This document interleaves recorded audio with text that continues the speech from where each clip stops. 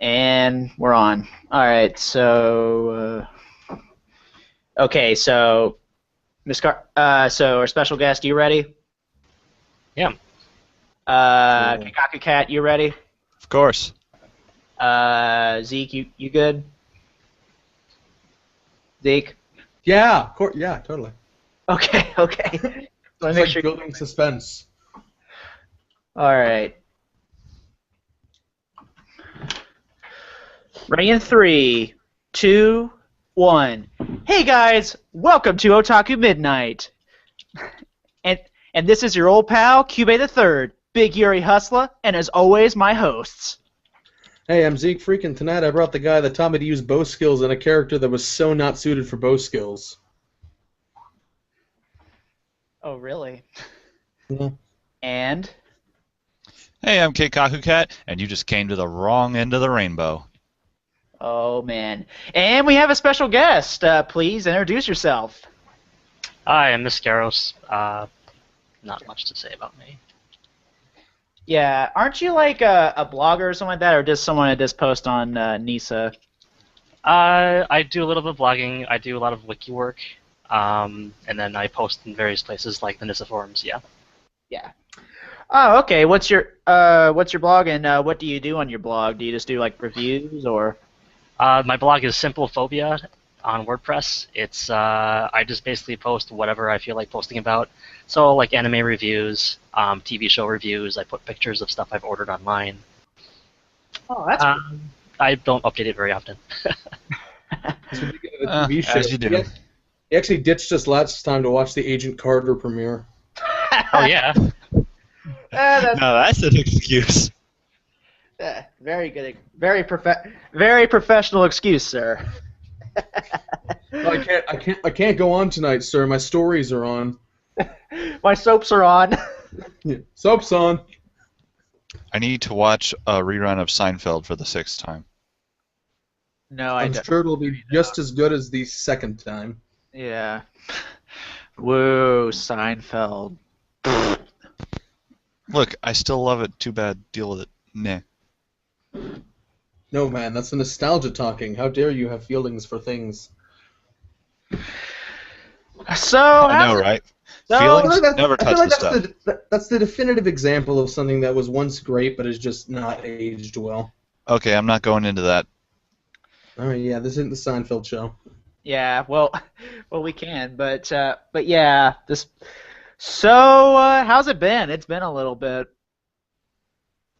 I guess, you guys been watching anything or anything like that? Lots. Besides all the simulcasts I've been trying to keep up on, I finished my binge on all the key anime that except for like Little Busters, but who cares about Which that? I believe they just finished. Sentai just released the. Yeah, they just released Refrain, and good on you guys. I have friends who like the dub of that. I just haven't seen any of it at all.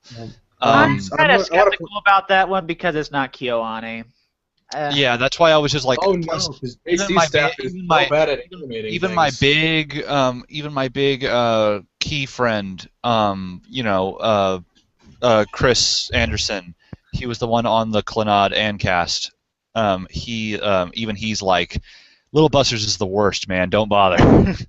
So I'm just inclined to believe him because he's the one who was the one defending Clannad, even though he was like, "What the hell was up with that other part in him?" It was, I think I'm just gonna play the visual novel. I don't have I think time for that. I think that I don't really get Well, people's. you know, Like, well, if you have more specific complaints, that's fine. But I never get people who's like, "Oh, it's not KyoAni, so I'm not gonna bother." As if JC staff has never made good anime before. Hey, I did just watch a show from JC Staff. I watched Maid Sama, and that was a nice, funny show, and I honestly really liked the dub. I don't know. I mean, I just feel like JC Staff's quality is just it can be Well, sometimes be JC bad. Staff, well, let me clarify. JC Staff isn't a studio that has a name that has any heft to it. It's like, oh, you know it's going to be good. It's JC Staff. But at the same time, they also get so much of a bad rap that people say they haven't made anything good since Utena, and I'm like, that's not true. They made Toradora and they made Maid Sama. They got some good stuff.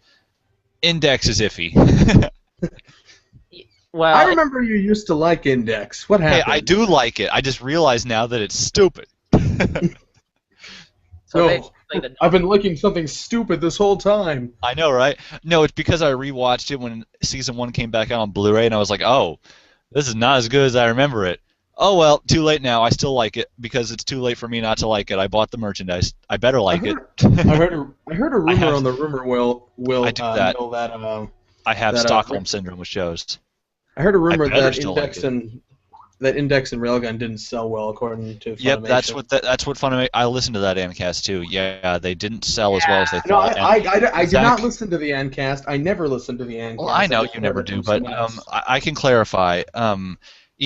Even Zach asked them. It was like, well, it's because you took. Not only was it DVD only, but you took so long to release it. He has a point. And That's the reason why it took too long. Yeah, that was. They said, yeah, we thought it would have sold better due to the fact that it got such high streaming numbers, but these were clearly people that just wanted to watch it online, not actually buy it. So we didn't predict that. And they're like, oh well, it didn't sell horribly. It's okay. It's not a big wind-up or anything. Moving back to the previous topic, it may just be me personally, but I disagree. Like, JC Staff has made some of my favorite shows. I mean, I'm not saying they're a bad studio. That's the thing. They're just really hit or miss. I know, but I think people just freaked out because like, oh, it's not KyoAni, as if it was some kind of tradition or something. Well, KyoAni does good stuff. What can I say? They do pretty stuff. Yes, they do. Yeah. Anyway, I'm glad that we might actually be getting the Memorial Edition patch for Little Busters this year. Hopefully. Anyway, we got way off track here. We were just talking about what we were watching. Yeah. Go ahead. Yeah, Go ahead, we were. Then Zeke bombed us. Anyway, finished my big provoked today, as well as watching Maid Sama, and it was nice. Really liked the dub. Monica was great as Misaki. I almost forgot her damn name. Are you kidding me? Anyway, besides that, then I got after I finished those key anime. Canon was the best of them, by the way. Even though I had some problems with it, but I ultimately said that was nice and I liked it.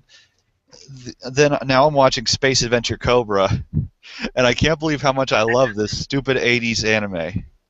And it doesn't involve falling in love with foxes. Look, no, I was only disturbed by don't worry. Says the guy who's bought every Spice and Wolf novel. Yes, that's true. Those are wolves. They're different from foxes. And there's just one. We're trying to not have to what does the fox say thing. Now we're not doing that. No, we're not, ever. Well, we'll never do it because he never puts out the MP3, so... Thank God. Alright, so... And then after that, I will try to get around to Rose of Versailles if I have it. I don't even have the DVDs yet. I'm most likely going to get back into... well, in terms of home video releases, I mean, whatever is sent to me next. But streaming-wise, I can't believe, in terms of cute girls anime, because I just have to judge those on a separate metric than I do when I'm watching stuff like Tokyo Ghoul, because I'm not going to be like, Tokyo Ghoul it's the next K-On! Because they're nothing at all alike. Why would I do that? It's the Citizen Kane of Citizen Kane. Citizen Kane I just want that to be the tagline. Tokyo Ghoul is the new K-On! Kikaku Cat 2015. I know, because it has K's in it. Anyway, but in terms of the cute girl anime, just because I put them on a separate dock than the stuff I normally rate and enjoy, just because I enjoy them on a different technical level completely, I can't believe I'm enjoying the new Idolmaster anime and freaking Cancol more than the current Shaft anime. Dude. It's Cancol. However, I'm just gonna say Kantai Collection then, because I don't want to say Good. Good call.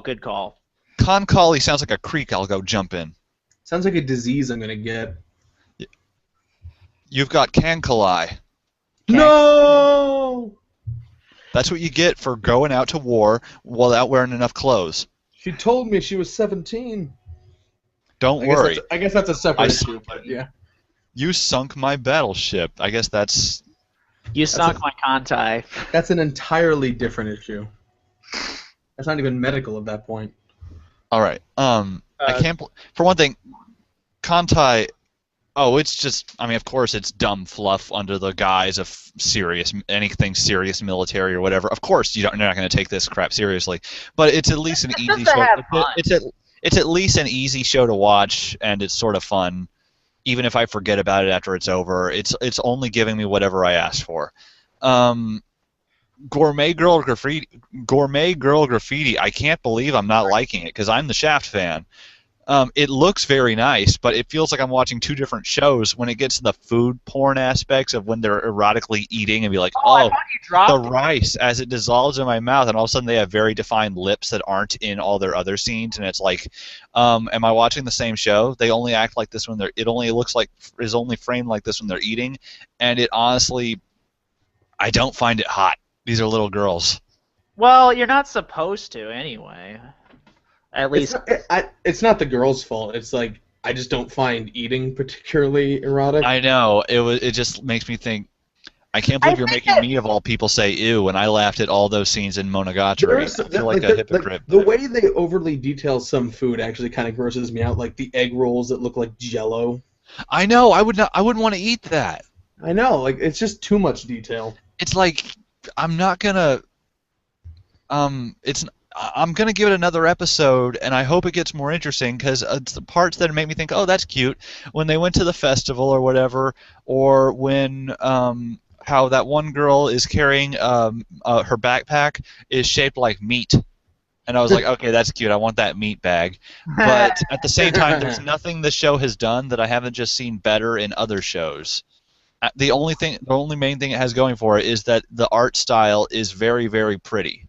But Yeah. I've got so many shows to watch this season, I don't have time for a show that's just pretty and doesn't give me anything else. That's just real meandering. Yeah, I'm gonna try. I'm gonna try to get more into it. I haven't really. I mean, obviously, just because I like Shaft doesn't mean I have to like everything they do. Look at freaking Nisekoi. Well, I it's didn't like watch. I didn't watch this week's NTR. What did our resident Kirara expert think of it? Oh, of course, he'll say, "Oh, it's the best. It's my show of the season. It's my favorite show of the season." I'm going to ask him about, "Hey, what about?" dude, okay, he's not a fanboy. Come on, let's not do that. Oh, I'm sorry, dude. I just imagine if I ask him about Death Parade, of course he'll say he hasn't watched it. Or say it's too Edge Master. It's like that's okay. If he's not an Edge Master, he's Edge Master. I'll admit I was a little disappointed in episode 2 of Death Parade just because all it did was explain everything about episode 1. I don't know if things were from different angles, so I doubt it was to save budget. No. I do know though. I am optimistic. I haven't watched this, so don't go too. I won't. Although it did confirm all my theories, so that I at least feel good now knowing. Oh, I completely understand it now. It answered all my questions, but at the same time, I was it answered one question I had, but I wish it didn't because I like how the first guessing episode ended because better. this is going to be 12 episodes. You could have kept me guessing for longer. Well, no, it was like this thing where episode 1 ended on a certain note, and then episode 2 is like, wait a second, hold up here. Here's what happened. I have a feeling this is what really happened. I'm like, I kind of like the first conclusion better. I feel like the second one was a bit more cliche, I guess. Yeah. But I don't have to worry because I'm still excited for episode 3 and stuff because it seems like, okay, we're done with explanations. Now let's get the show on the road. It's not going to be more of the same. Well, I think it will be. It's just more of the same but different in sort of the, you know what I mean? Like the same formula. I've heard it's a lot like Hellgirl, which was like I've been planning the exact same episode over and I'm over. planning to watch Hellgirl actually if it's on Hulu. Speaking of Hellgirl, there actually is a site out there that that has that little thing, where you type in the person you want to see die and go to hell. It's pretty freaky. Oh, I'm sure there's people who sell knockoff Death Notes on college campuses. That stuff exists. Yeah, but okay, let's move it right along. But so anything else? Because I kind of want to turn over to Zeke than me. All right, I'll hurry it up then. Let's see. I dropped All No Zero because I don't have time for that. I felt obligated to watch more of it, but it just gave me a headache. Have you not listened to Aniplex's marketing? You were missing out on the anime sensation of the century. I'll live. Hey, Gaku Cat, have you heard? I find I'll know Zero is going to be bigger than Gundam. I find Saikano funny enough. I love Durarara, and I'm so glad it's back. I didn't realize till it came back how much I love Durarara. That's everyone's comment. Yeah.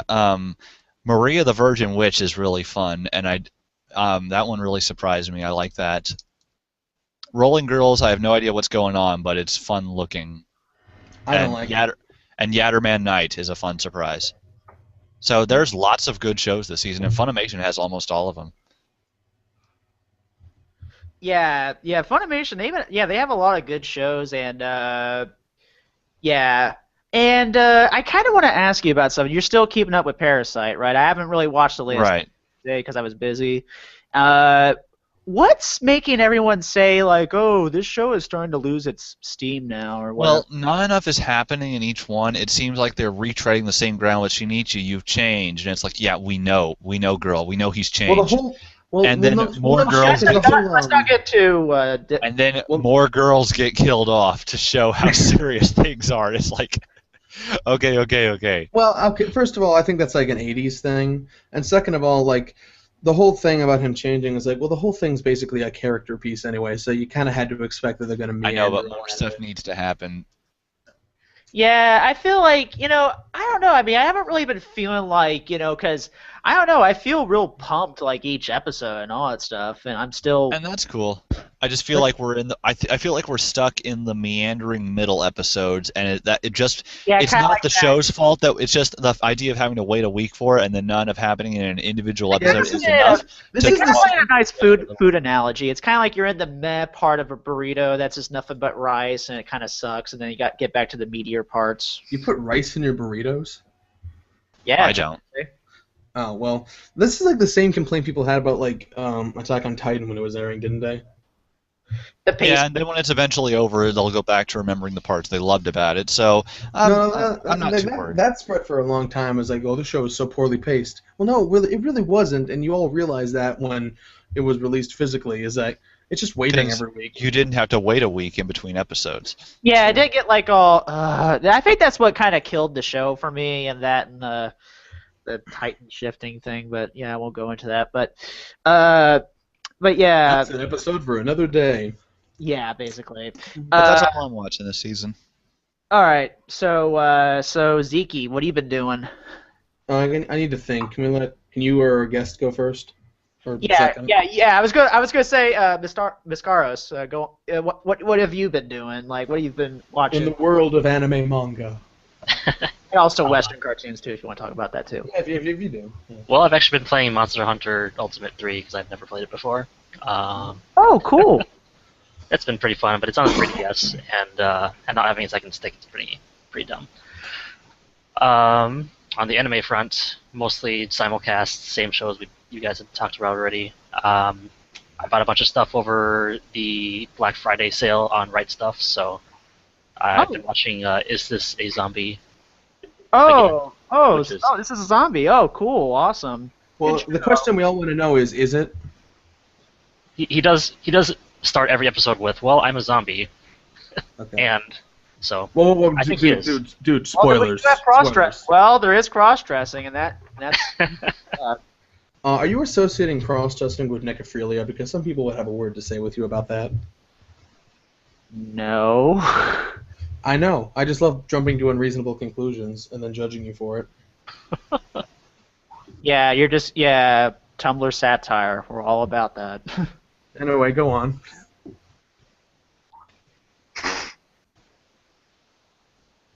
Go on. Miss Caros? Oh, that was it, kind of. I mean, I have other shows that I bought, but I haven't been watching them since I'm kind of... what'd you get from the... what was your haul from the Right Stuff sale? Let's see. Spice and Wolf Complete Collection. Nice. I can't see from here. Bodacious Space Pirates. Oh, that's cool. Which is Bodacious. Bodacious, yo. Yeah, it's kind of hard to see from this angle, and I don't have good lighting in my apartment. I bought the Arrow Season 1, which is an American show, which is actually really addicting. I finished it in like 2 days.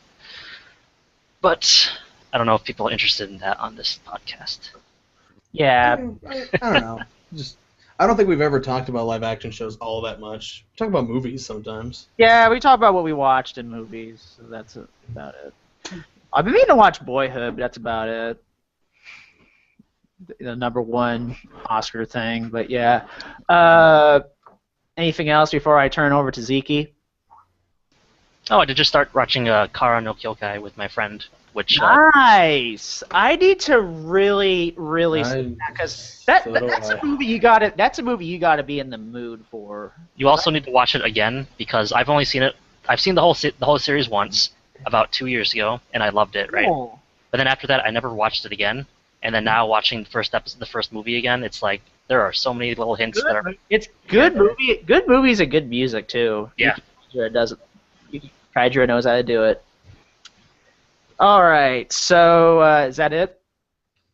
Yep, for now. All right.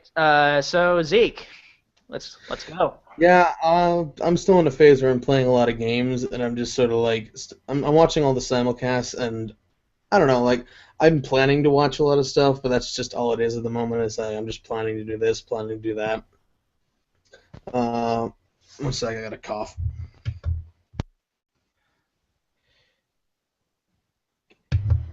I'm sorry. Are you still there? I can't hear you. I'm still here. Go on. Me too. Okay. All right. So I don't know. I've just been kind of in a rut lately where like I feel like I'm dropping things quicker than I usually do. Like sometimes it's just because something pisses me off, or sometimes it's just because I was just too bored, which I didn't do before. So maybe either my standards are rising, or I'm just realizing that I value my time more than I used to. Like I've dropped probably dropped more this season than I've dropped in the last few seasons. Dropped What'd you What? what'd you drop this season? Yurikuma, World Break. We'll get Um, we'll get to why Zeke dropped Yurikuma in the main segment. Oh dear. yeah, Everyone dropped World Break because it's awful. yeah. Like I actually watched almost everything because I was going to be on that Anime Snobs podcast, but I had company over, so I actually didn't end up making it. So I watched all that for nothing. Um, so yeah, World Break. If I had my hummingbird up, I'd tell you right now, but I can't remember. What the other things Absolute were. duo. I didn't. No, I didn't drop that. That But, one's actually pretty okay compared to the other Yeah, like, shows this season. Yeah, that's the consensus I've reached. Is that within myself, is that Absolute Duo is way more tolerable than the other Ellen stuff this season. Especially like World A lot Break of was just people really are bad. saying it's absolute shit. It's the one that floats to the top in an otherwise toilet of poo. Well, this is I don't know if Miskaris wants to talk about it for a moment, but there's things about it I actually kind of like. What about the testament of new Sister Devil? That's one of those things where it's like it's so like it's not boring to me because it's so energetic. I just thought if I want to watch High School DxD, I'll just go back and watch that. Yeah, even Yeah. even the protagonist looks like the guy from High School DxD. And I was like, look, that for one thing, High School DxD is straight up nasty, and yet I at least found that more entertaining. This, I'm just like, I'm out, man. I can't do this. Yeah, well, I don't know. I just have a high tolerance for this sort of stuff. So, I've like if it's not boring me, like we'll get to this in our main segment, but if it's not boring me, then I'll usually stick with it. Like I do find some enjoyment and things like So that. I guess you're still watching Cross Hand? No, I never started. I never started that. Oh, that's okay. Yeah. Hey, I that show's not that bad either. I was just so offended by their horrible portrayal of water polo that I just like decided to just stay away. Yes, some things just that clearly that must be the most offensive thing about Cross Ange and the reason everyone's so flustered about it. Exactly. And because fisting. Yeah, don't do that without consent. Yeah. Fisting is not consent. Anyway. I'm not even. This is a weird conversation. Anyway, I haven't actually been funny doing all either, that. so I'm just gonna stop. I haven't actually been doing my. I'm just in the. I'm just being a butt. I'm just being a butt, Kaku. Sorry to make you. It's all right. I'm just in a mood where I'm just sort of waiting for shit, and I'm just messing around right now. So I don't have much to report. Yeah. Let's see. On my end, okay. Basically, been watching all the stuff like this season. I've been watching Rolling Girls, Yuri Kuma, Parasite, of course. Shirobako still continues to be very good. I I forgot to love mention. that new ending song. I absolutely love that I'm ending. meh on the new opening. Love the new ending though. Ending is awesome. I'll gladly buy a single if that's out. I don't remember the song very much. I do like the animation in it though. Yeah. I just remember I just really like it. You know, it's just like, but the opening is just so. I like the first ending a little bit better. The first opening a little bit better. But let's see what else. I'm also I mentioned Rolling Girls. I'm checking out Death Parade. I need to get back into it. I haven't really watched the second episodes of anything yet because. Did you check out You said I think you said you were going to. Did you check out Assassination Classroom? Yes, I did, and that was pretty fun. I haven't really seen the second episode. That's the one thing I still have yet to see. One thing I gotta say, that animation is so beautiful. it is. I have to agree. I mean, even though it's a little shonen-ish, but even though it's like, I still like it. Well, because it's a shonen well, jump. no shit. It's fuck. Jeez. Sorry, he hates it when I get all despite the shonen on him. Uh-huh. Anyway, like I don't know, like that's what I kind of feel like the Danganronpa anime would have looked like if it had a budget.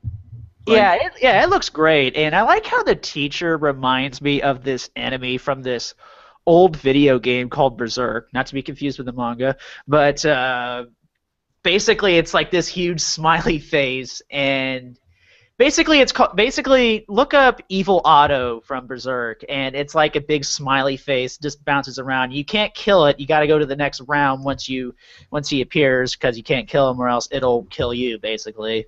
it's like you got to fight the old school Walmart logo. Basically, that's basically Low prices plus more. But yeah, that's what I've been watching, and yeah, I kind of have a bet. Oh, and I kind of have a bad day work story to tell. Oh, Okay, shit. so Ooh, I have one of those too. Yeah, so last Friday, I have to work outside a lot, and it was there was still a lot of ice out and snow. Oh, Garden Center, right? Yeah, I work out there, and I guess I slipped. I slipped on ice quite like 2 times. One time I fell flat on my ass, and holy shit, that sucked.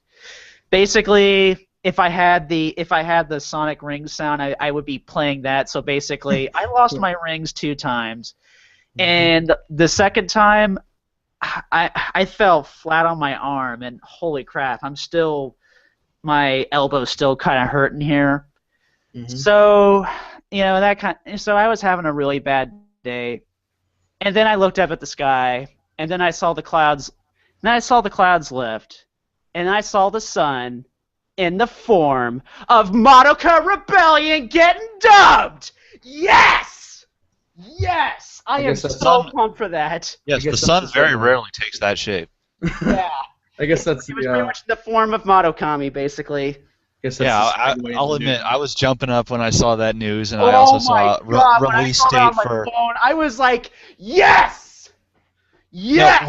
We not only got that news on the same night, we also got a release date for Hitagi End and Kill la Kill coming to Toonami, and it was all this Aniplex news on the same day. It's like, oh, this is what you're holding out on us, Aniplex. Yeah, I am so pumped. So, I guess that's our segue. Yep, that's our segue. Anyway, forget my work thing. It's boring. Yeah. Anyway, Rebellion gets English dub, ships on April 7th. Pre-ordering that. Yep. Way ahead of you. Yep. I was waiting to see if there would be an Animate USA bonus, because back when I got the import, I got a wall scroll with mine, but there isn't one this time, so it's better to just get it from Right Stuff. Yeah, I really wish I kind of gotten. I wish I got it from Animate. Now I'm kind of feeling salty about the import one. Yeah. Well, to be fair, that's the lewdest wall scroll I own. I wonder if there was some kind of issue, because I feel like this has taken a while. What? This dub to be confirmed. I don't know what was going on with that. I remember, I sat in that theater with you and watched it over a year ago now. I think it probably took a long time to probably get all the. I think the reason is because it just took a little long time to kind of get it out dubbed and all that stuff. I guess film rates are more difficult. I've heard. Yeah, yeah. So it probably would have taken longer for it to come out theatrically if they tried to dub it. So it probably we probably would be the same be on the same. Well, that's not even what I meant. Like, not I don't care that it wasn't dubbed in theaters, but I just feel like this dub has been a long time coming. Yeah. So speaking of Rebellion cast, so speaking of Rebellion, we're gonna announce something right now. We're as soon as the set comes out for Rebellion, we're planning on doing a second Monica cast. You know, if anyone remembers the little Dokes cast we did on Rebellion, like our first podcast ever, we're going to do a reprise of that, and because some of our opinions have kind of changed on Rebellion as a whole, and we were going to probably talk about the whole entire series as a whole, and where the show goes, and basically. Yeah, I've been looking for it 4 years later. Anyway, keep in mind, this is one I'll have to do more research on, just because I'll write down notes. I have a lot of stuff to say about this, but I can never think of it just at the drop of a hat. It's something I definitely need time on. When we did that panel, we did it like almost immediately before most people had seen it, before like the dust had settled, as it were. Yeah, we did it like right on that. We hit it round the mark, basically. Yeah, so like, I think like 3 days after it premiered the first time or something. So yeah, we were very raw, and I don't regret anything I said, but it's like, I think we do want to revisit it. Just yeah, I want to revisit it too, because my opinion has certainly changed. We were just going off pure memory at that point, because if you see, because I have to see something again in order to really give it a proper. Not consensus, but a proper, review, that kind of thing. Analysis. Yeah, thank you. Yeah, analysis. Sequel to Kiss Sis. Analysis, oh God. Yeah. If anything, I need an excuse to rewatch Madoka Magica, which I believe is on Netflix now. Yeah, it's on Netflix. It's on. If you want to watch it dubbed, it's on Netflix. Yeah, so we're gonna have a bunch of people on. It's gonna be a big cast. This is gonna be probably. We're probably gonna have more special guests. So yeah, this is going to be incredibly, incredibly fun. So crowded. I mean, like, it's special to us because that was like our first thing we ever did. Yeah, and Madoka is one of my favorite series of all time. Screw you, Tony. But yeah. Dissing on Tony. It's all the Blood Sea. Yeah, Blood Sea. But anyway, as you guys have already spoiled, Kill la Kill is scheduled to run on Toonami starting on February 7th in the 11:30 p.m. time slot. Yeah, and yeah, I have no idea why didn't they just do it then, right? It's like, we're gonna just rerun Attack on Titan again. That's so not gonna ruin ratings. Am I right? Because I'm pretty sure the dub wasn't done yet. Yeah. Yeah. When they put out the first set, I watched the first 3 or 4 episodes of it, and I just stopped, and I was like, I'll do this when it's all out. So. Fair enough. Yeah, that's what I was planning on doing. Yeah. That's pretty much it. You got any other news that you want to say before we move on to? Oh, tons, in fact. Anyway, you were telling me you wanted something like this, so it's finally here. Your prayers have been answered. Funimation to offer a subtitle-only subscription plan. Yeah, and in a yearly plan, which I finally signed up for. That's because I don't really like paying for stuff every month. So, because since the job I work at, I don't really have that much money. So yeah. Sometimes Walmart just doesn't pay people. It's mysterious. Yeah. Fucking. Yeah. The plan does not. Yeah, plans does not include English dubs. Will offer all simulcasts and I guess previous streamed content in high definition without commercials, costing either $5 a month, $13 for 3 months, or $40 for a year. That reminds me, I still need to update my plan to find a way to change mine from the $7.95 a month to the sub only plan just because I don't watch dubs on their site because if it's a show I want to watch dubbed, it's a show I'm just going to buy the discs of anyway. Yeah, I can understand that, but yeah, you got okay. Yeah, I got some more news here. I don't know if we talked about this before the show or early on, but Pony Canyon will set to release Yuki Yuna as a hero, Denki Gai, no Honya-san. Yeah, and a lot of people, of course, this is going to be Neo Aniplex, and people are going to be like, "Wait, no. This is like problem." No, it's bigger than that because it's like it's not just Neo Aniplex. It's like Aniplex. It's like they're beating Aniplex's ass at their own game. But I don't know. I think they just didn't know what made Aniplex work in a sense. Why? As mentioned, Aniplex can charge that much for a show as long as it's a show people really, really want. No one really wants freaking Denki Guy that much. Yeah, I mean, as much as I loved Sensei-san from... She's not enough to carry a series. Yeah. That's a show that's like much better with screen caps. If you want Yuki Yuna, on the other hand, I want to get just for the sake of owning a Pony Canyon release, and because I'm very curious about what this dub will be like. Have you? What? You know, I've heard a lot of people say it's a Madoka derivative, but it is. It totally is, but it's all right. So it's not Daybreak Illusion bad. No, it's not a bad show. It's just it's not Daybreak Illusion hate. Sorry, Anthony. I wasn't even going to bring it up until he did, because until he did, I had forgotten it existed, which is for the best.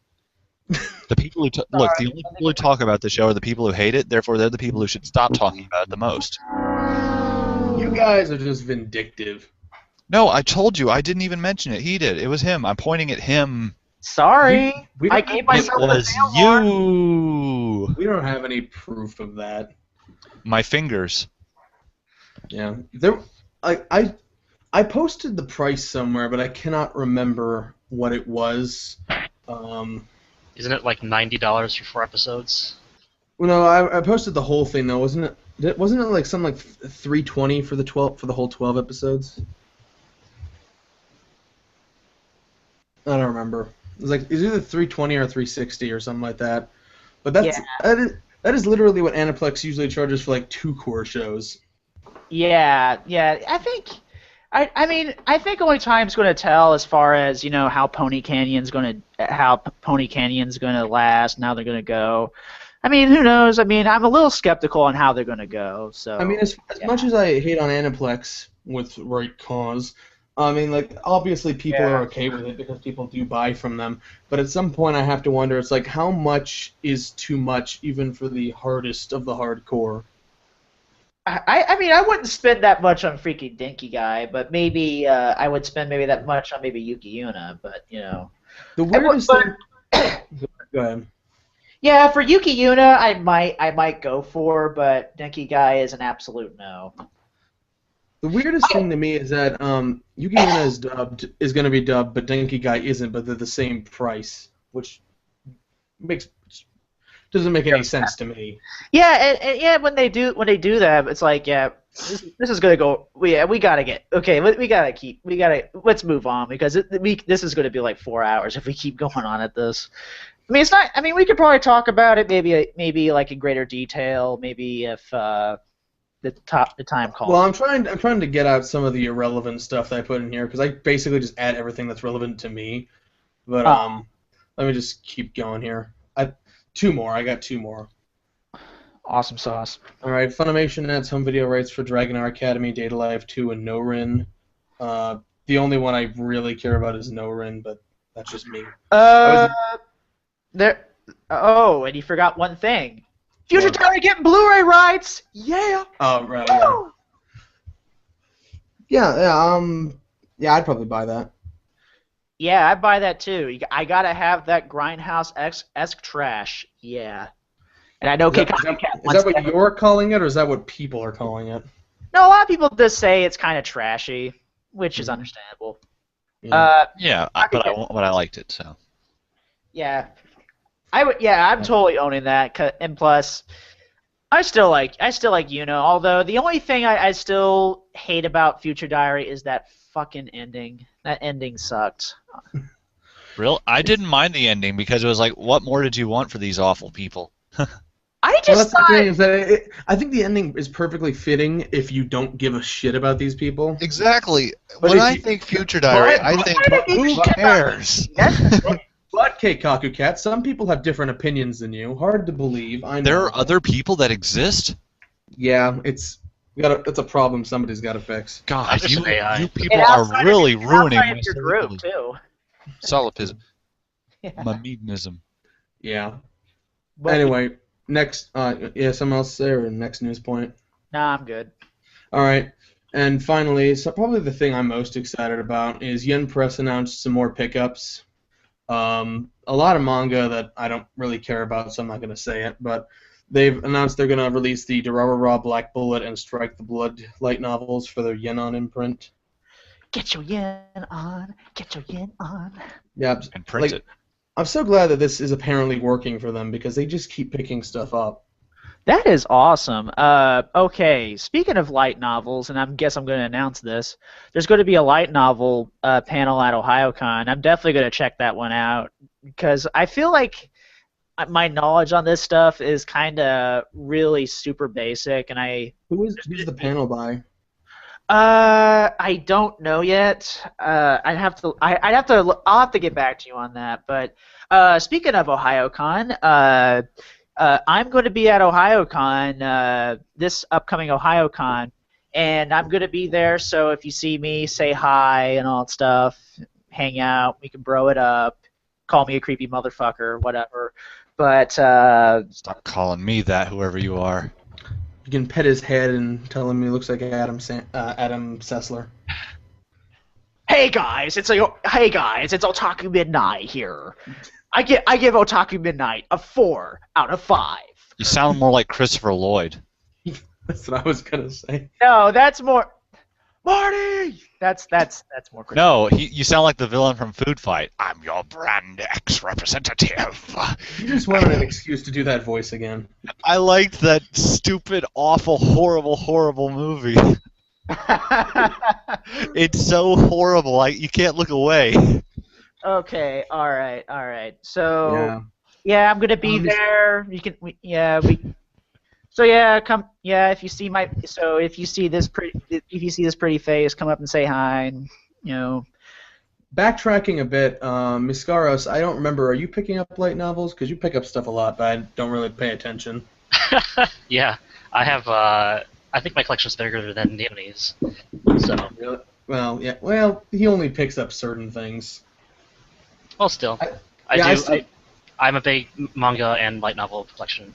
So. Yeah, I still got to pick up Dungeon Guy because I told him I was going to read that. Dungeon Guy. Yeah. That makes me laugh. Is it okay to pick up a girl in a dungeon? I still got to pick that up because I told him I would read that before the anime premiered. And then people are like, "Oh, it's actually not terrible, is it?" Yeah, okay. Again, Kaku Cat, people have opinions. It's weird. Hey, no. I cannot pass any judgment on something I have not read, watched, or looked at anything of. So all I know is the title, so I can't say anything about it. Yeah. All right. So is that it? Yeah, that's it for news. Okay. All right. That's gonna do it for this long ass first segment. Keep it right here on Otaku Midnight. All right. Save that. Miss Scarce, you can speak up. We're not going to shoot you down or anything. Yeah, go. Yeah, I was about to say you were kind of silent the whole time. Where did he go? I don't know. I haven't done this kind of stuff before. You guys were kind of just going on, and there wasn't really a break. That's what I usually look for if I'm going to speak up. So. Sorry. No, it's fine. Yeah, we're kind of like rapid fire conversation, basically. Everybody have like a weird awkward pause after you say anything from now on. Pretty much. Yep.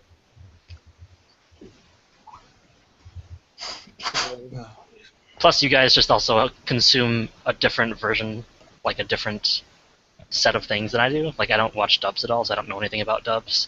Yeah. Well, as long as you're not like all weeaboo about it, that's fine.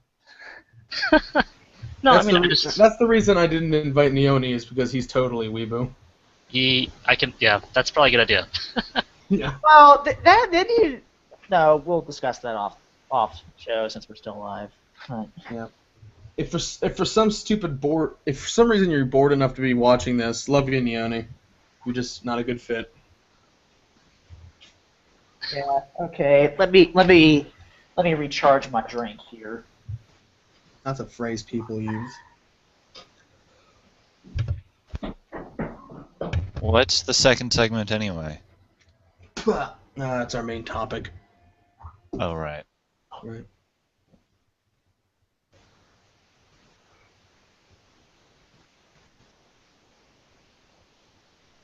Fuck, I'm gonna recharge my drink.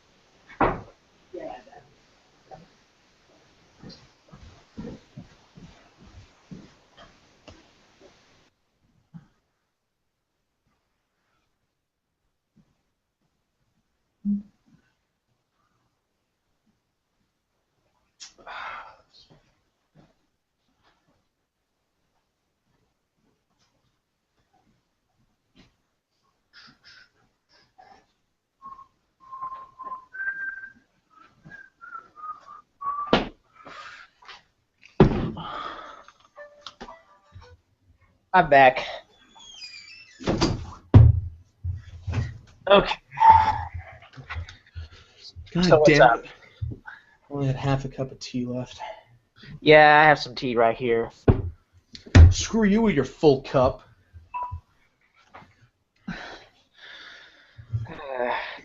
That cord is really gone to the dogs. Oh, you full cup McGee, that's what they call you. What? Nothing. Your Gios, you said? No.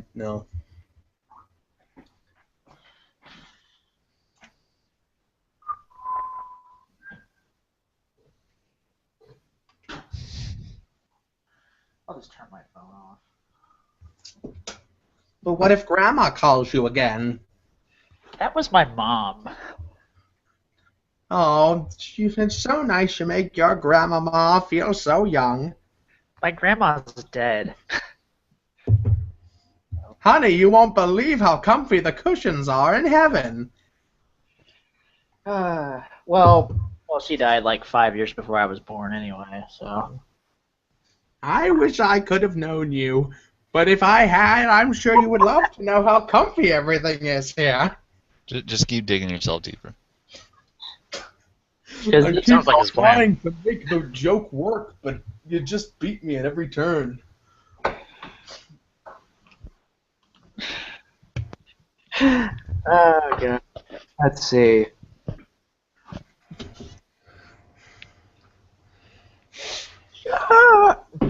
The only thing I'm really bummed out right now is that I didn't have a chance to put in the Kuma Shock thing for this in the soundboard. Add it to that list of sound effects you keep saying you'll add. No, I've added a bunch of sound effects actually. Like Do I you got have the Metal Gear one? What? Do you have the Metal Gear one? Not yet. I'll get it. I'll get there. I'll get it there eventually. I just feel it's overused. Sure. Did it? What was that noise? Let's see. Is there anything on the? Oh, cool. Oh, cool. Someone liked our podcast already. It's Abyss 1992. Thanks for liking our podcast as usual. Right. Neat. Okay, not gonna look at that terrible piece of news. That's just in. Your grandma died again.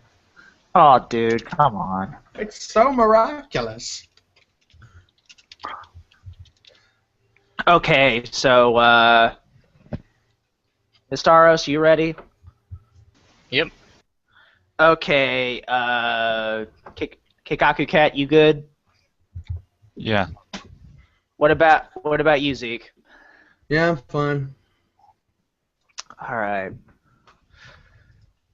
Ready in 3, 2. Oh, hold on. Gotta press record. Ready in 3, 2, 1. Welcome back to Otaku Midnight. And in this segment, this was a topic suggested by Zeke Freak, so I'm gonna let him take it away. So Zeke. The topic this week is anime elitism, and really debating the difference between sort of what makes a good show in terms of both artistic merit and entertainment value, and just how people tend to value one over the other. I feel Uh-huh. loaded topic, I know. Yeah, I feel when it comes to entertainment value, I feel like it's almost entirely subjective in a sense. Wow, I can only be entertained by suggestive things. Not safe for work. It's suggestive, all right. Ooh, baby. What would you suggest? Well, I feel like, I feel like it's real subjective on, like, what's considered artful, what's considered quote-unquote trash or shit, or, like, I feel when it comes to Yurikuma, and this is something that I was going to say because Zeke Freak has a lot of things to say about Ikuhara's fan base and all that stuff, and how he's supposed to like Ikuhara because of his sexuality and all that stuff. But my thing is, I feel Yurikuma is an objectively good series, and it's not like as objective, that kind of thing. It doesn't. I mean, the thing is, a part of me wants to say that if this show didn't have Ikuhara written all over it, I feel like this would have been poo-pooed to hell almost. And that's what a part. I mean, I hate to pull it. I hate to. Now I want to see Yuri Pumas. Yeah, I don't. It's like, I don't know. It's like I like the show. Don't get me wrong, but I just feel like a part of me thinks that the show would be poo-pooed if this was done by Shaft or something like that. Although a lot of people are saying it's done by Shaft, but it's not. I don't want to disparage Silverlink because animation-wise, they're doing. Oh yeah, they're doing it fine. I mean, I don't like the designs, but the actual animations and the style is fine, I guess. Yeah, but that's enough of my rambling. But Zeke, this is why it was kind of brought up. But so Zeke, you say there was a reason why that you didn't like Yurikuma. So let's hold on a second. I was just choking on something. I think we need you right now, though. The podcast can't wait, man. Sorry. I'm sorry. It's okay. Go for it. Yeah. I was about to say, are you just having a joke or something? No, I drank too much too fast, and I think he's talking about me. Yeah. The Ikuhara curse is real. Yeah. Go on. Yeah, Yuri Kuma. The thing is that what I totally agree with what you're saying is that this is a show that is being sold mostly on a name, I feel.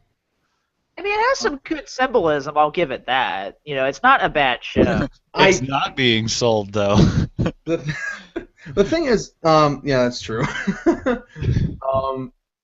Like, symbolism isn't hard, in my opinion. Like, anybody can do that, and the thing is that Ikuhara himself has said that his works are open to interpretation by pretty much anybody.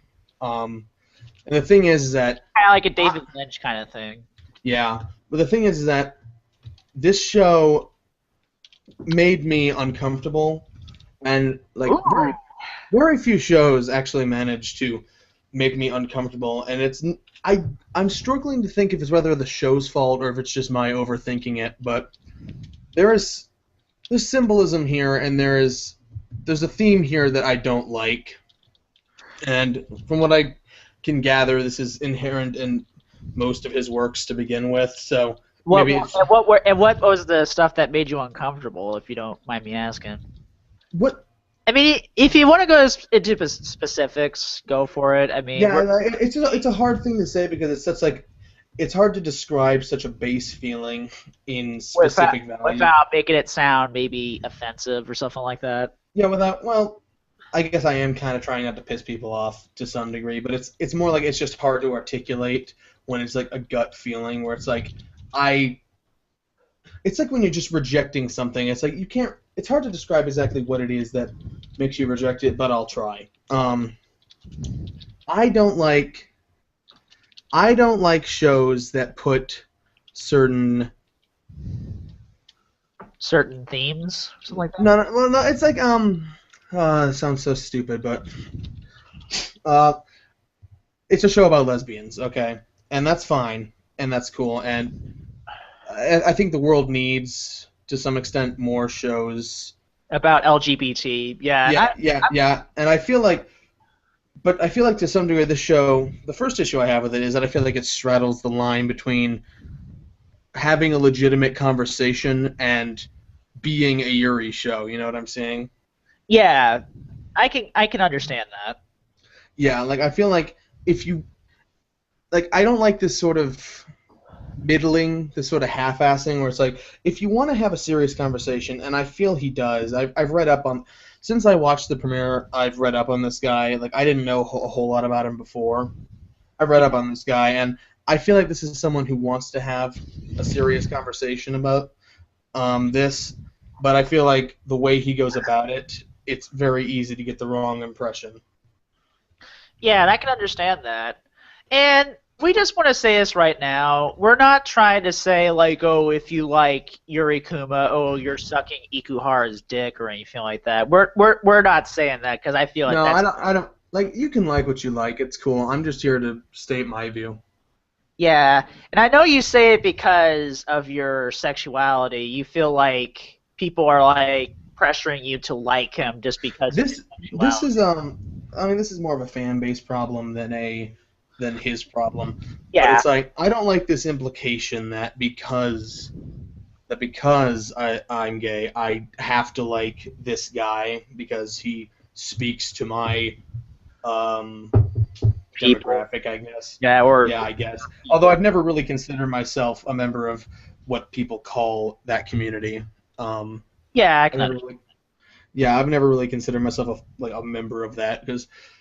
Like, I don't know. I feel like that when you say community like that, it refers to some sort of like culture subset in like a physical location, like San yeah. Fran I mean, or something. I'm not a communities guy myself, so I understand perfectly. Yeah, like I'm not going to the church picnic or anything.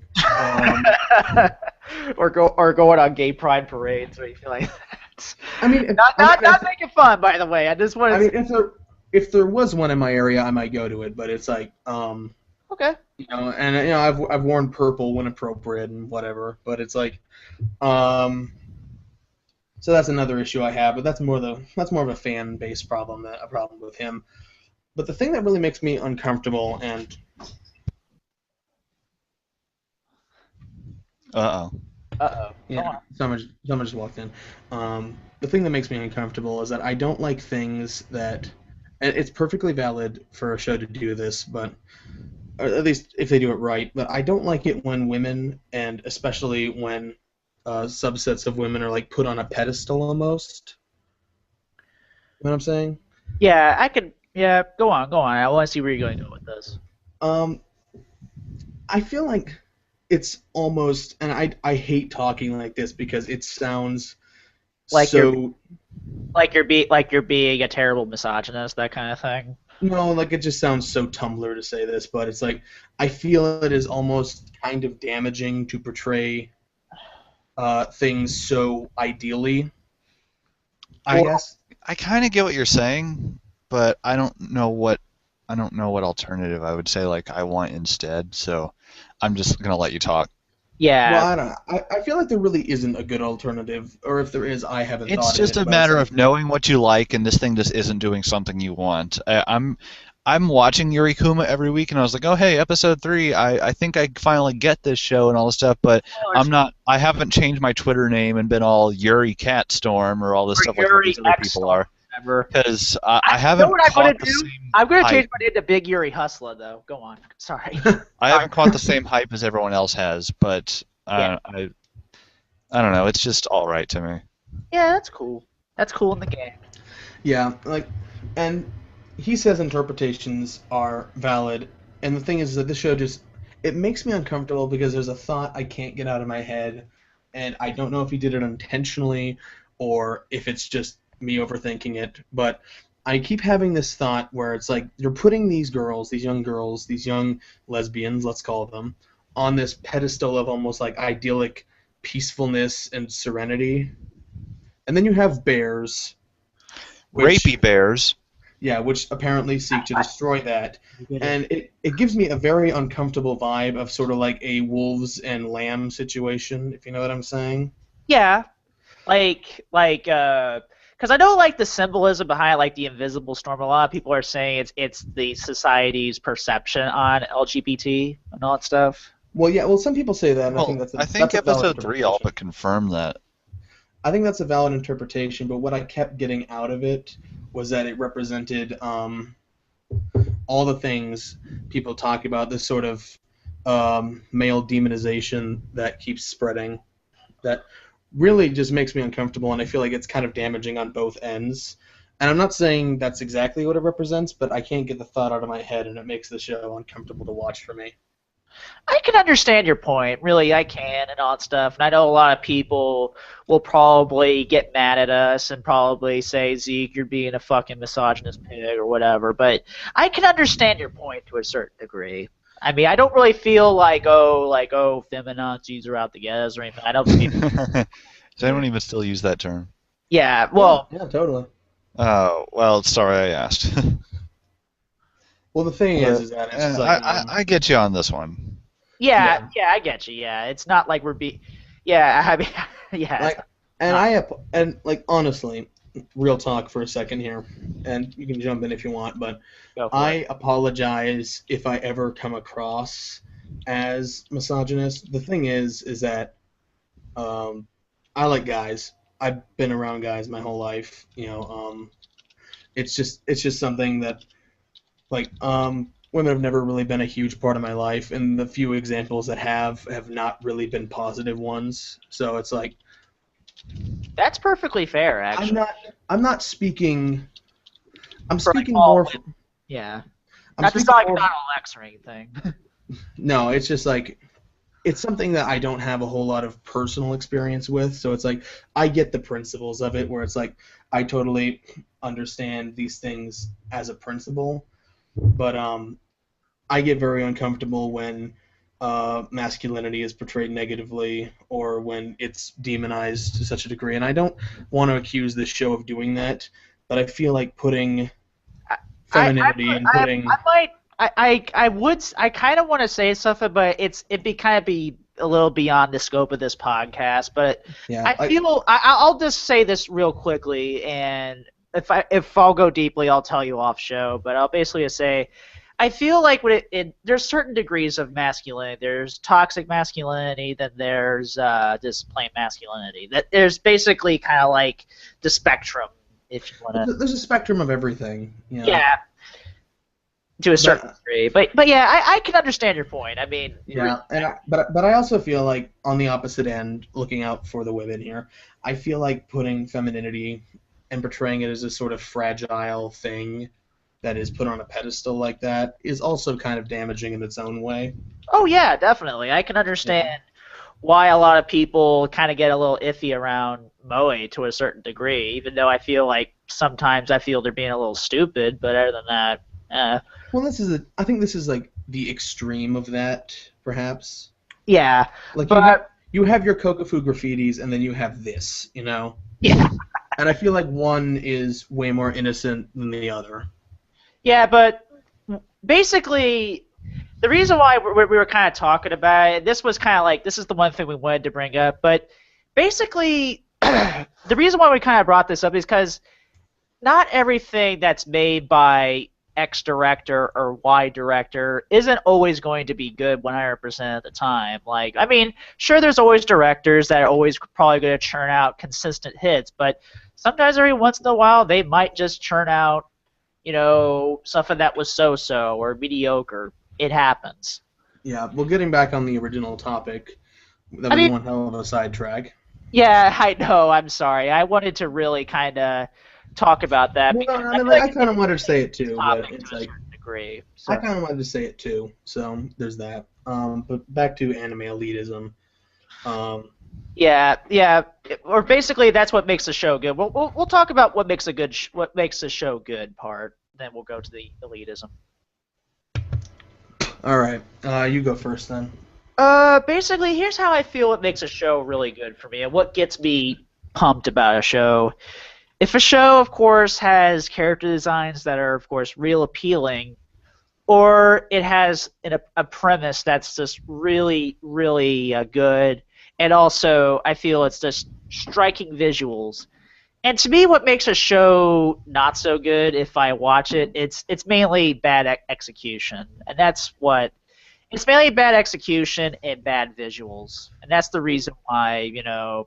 Generally, I tend to define bad execution as just either a waste of ideas or a feeling that like I could have done better. You know what I'm saying? Yeah, or it's just real boring, yeah, Yeah. or like or sometimes visuals. Like here's the thing, bad animation doesn't really get to me because sometimes I just don't know when to discern when a show is cheap or when a show has quote unquote high production values, that kind of thing, or but to a certain degree, I feel like if a show just looks like ass to me, then I just drop it like a bad habit. If it's just starting to kind of, if I can't seem to get past that, I drop it like a bad habit, like I did with Flowers of Evil. Sorry, Kikaku Cat, but I feel to a certain extent that is kind of fair because it's like this is a visual medium, so visuals are kind of important, and yeah, it is a product, so you got to make your product look nice. exactly. That's not to say that there aren't shows with bad animation that are great because there are examples of that, and that Of is course there are. unfortunate. Of course, there are stuff that's meant to look intentionally bad or unappealing, and I get that's what Flowers of Evil was going for. It just didn't jive with me. Yeah. Did with me. Well, I've been on that before. I'm not going to be like, oh, by the way, I liked Flowers of Evil, as if that's a mystery anymore. Well, okay. Well, Well, just more generally go into what you feel makes a good show, though. yeah, I guess with that, Keikaku Cat, let's hear it from you. What makes a show good? Well, it's hard to describe. Since I like so many different kinds of shows, the thing that Like basically, what gets you pumped and what gets you whatever it does to draw my attention, be it visuals, writing, soundtrack, has a lot to do with it. If a show has a bad soundtrack, good soundtrack, yeah, yeah. Go on. But I mean more in a storytelling sense because I feel like production values speak for themselves. gotta have some colors. Yeah, gotta have some perfect colors. Production values I feel speak for themselves, but let's talk more about the storytelling aspects of it. And once again, Miss Caro, you're free to jump in. Oh, it's got to have a human element to it. If I don't care about the characters, why should I give a damn what they do? Yeah, I can understand that. I mean, like... No, it doesn't mean, even if it's not about human characters, it could be completely about robots or whatever, but how are they as characters? Do I understand that? Do I think, oh, I've been there before? Relatability. Basically, can I relate to these characters? Or sometimes, what if these characters die, or something like that? Here's an argument I have all the time, is like, what is more important, that a character is relatable or that a character is interesting? Well, I'd like to assume that's both. If you think the character's relatable but not interesting, you must hate yourself. That's true. That They're is. not Well, no, mutually exclusive. I mean, That's not a fair statement. I think there are a lot of animes Unless we're where talking Watamote. well, I just mean there are characters where you can say, you know what, that this character is not very interesting, but it's not like I don't understand. I've never been in their shoes. It's not like that never happens. Yeah. no, I'd say and most also, characters are actually that way. It might be the reason why people don't want to watch that anime. It's because it's a character that you're so used to that kind of person or that kind of personality that you don't really care to watch that person going through the story. yeah. I feel like there's also. Where did you go? Somewhere. Anyway, I feel like there's also a ton of instances where it's like characters can be as far from relatable as possible, yet they're very interesting and almost like an alien's, like not necessarily an alien sort of way, but it could go there. You know what I mean? I mean, I'm a student of psychology, so to me, these kind of conversations are pretty interesting. It's, I mean, people, if you look at stuff like theories about romance, some people think that you look for someone like yourself to be with, and other people think that you look for someone who's completely not you. So Yeah. I think you can apply that to a lot of tastes. So like anime or visual media, you want to follow someone that's really interesting, that's really out there, that you wouldn't be able to see in real life because it's so fantastic that'd be fun to watch. Or sometimes you want to follow someone that's really down to earth, really relatable, so that it's like an extension of your life. Yeah. Um, I feel like anime, especially in comparison to other mediums, really is good at offering that wide scope of both people that are relatable and people that are just outlandish but fascinating. Uh huh. Yeah, because anime goes to places that other mediums really don't. Um, it's one of the reasons I love it so much is that there are just certain character archetypes or just characters in general that you would not really see in other mediums. Television. Yeah, in American television and American cinema, and just the form factor alone generally gives you more time to get to know these people than say an average film will. Yeah, and I know a lot of people tend to LARP on certain things, which we'll get into in the elitism part. But that's the reason why I like this stuff, and that's the reason why I always get a little afraid of when people start making anime for quote unquote us. I feel like they would kind of forget what made it so unique and why we gravitate towards it. Yeah, That's, I feel. that's and Go that's ahead. that's what gets me a little afraid when people talk about, oh, it should be mainstream and when stuff should be made for our consumption and all that stuff. It does kind of worry me a little bit when people kind of start demanding that.